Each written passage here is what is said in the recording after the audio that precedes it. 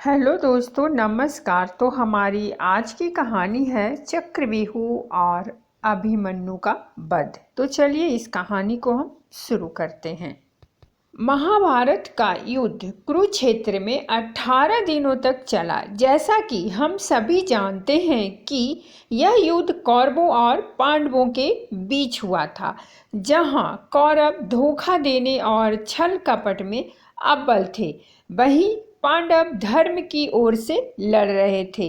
कौरवों ने पांडवों को हराने के लिए छल की रणनीति बनाई। कौरव चाहते थे कि वो युधिष्ठिर को बंदी बनाकर युद्ध जीत लें, जिसके लिए उन्होंने सोचा कि वो अर्जुन को युद्ध में उलझाकर चारों भाइयों से दूर ले जाएंगे और फिर युधिष्ठिर को बंदी बना लेंगे। इस रणनीति को अंजाम देते हुए कौरव सेना की एक टुकड़ी ने अर्जुन से युद्ध किया और वो उसे रणभूमि से दूर ले गए। वहीं गुरु द्रोणाचार्य ने युधिष्ठिर को बंदी बनाने के लिए चक्रव्यूह की रचना की। यह चक्रव्यूह कैसे तोड़ना है, इसकी जानकारी केवल पांडवों को थी।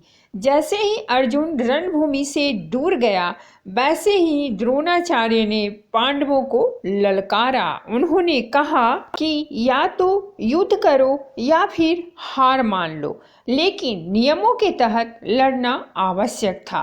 पांडवों ने सोचा कि अगर वो युद्ध नहीं करेंगे तो भी हारेंगे और युद्ध करेंगे तो भी हारेंगे। यह देख धर्मराज युधिष्ठिर को कोई उपाय नहीं सूझ रहा था। इस कसमकस के दौरान धर्मराज युधिष्ठिर के सामने एक युवक आया और उसने कहा कि काकाश्री, मुझे चक्रव्यूह को तोड़ने और युद्ध करने का आशीर्वाद दीजिए। यह और कोई नहीं बल्कि अभिमन्यु था, अर्जुन का पुत्र। अभिमन्यु की उम्र 16 वर्ष की ही थी, लेकिन वह अपने पिता की तरह युद्ध कौशल में निपुण थे। लेकिन युधिष्ठिर ने अभिमन्यु को मना कर दिया, लेकिन अभिमन्यु नहीं माना। उसने कहा कि जब वो अपनी माँ के गर्भ में था तब उसके पिता ने उसे चक्रव्यूह तोड़ना सिखाया था।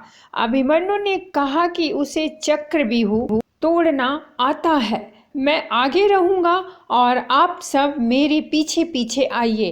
अभिमन्यु के सामने युधिष्ठिर ने हार मान ली। सभी युद्ध के लिए तैयार हो गए।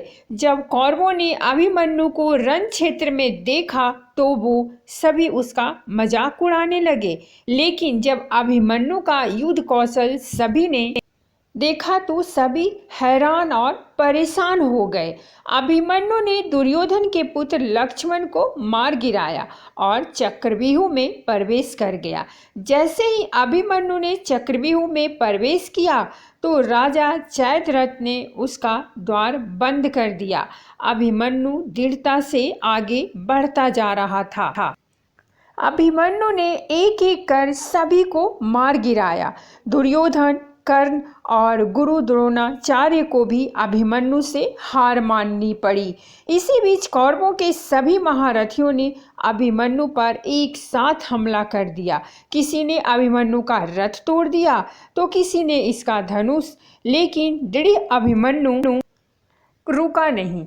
उसने रथ का पहिया उठाया और युद्ध करना शुरू कर दिया। अभिमन्यु अकेला लड़ता रहा, लेकिन कब तक? आखिरी में सभी ने मिलकर अभिमन्यु की हत्या कर दी।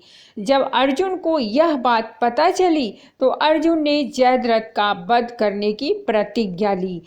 आज कर्ण और अर्जुन से भी पहले सूरवीर अभिमन्यु का नाम सम्मान के साथ लिया जाता है। दोस्तों, ये थी हमारी आज की कहानी। अगर कहानी अच्छी लगी हो तो प्लीज़ हमारे चैनल को सब्सक्राइब कीजिए, वीडियो को लाइक और शेयर जरूर कीजिए। कहानी सुनने के लिए बहुत बहुत धन्यवाद। मिलते हैं हम एक नई कहानी के साथ।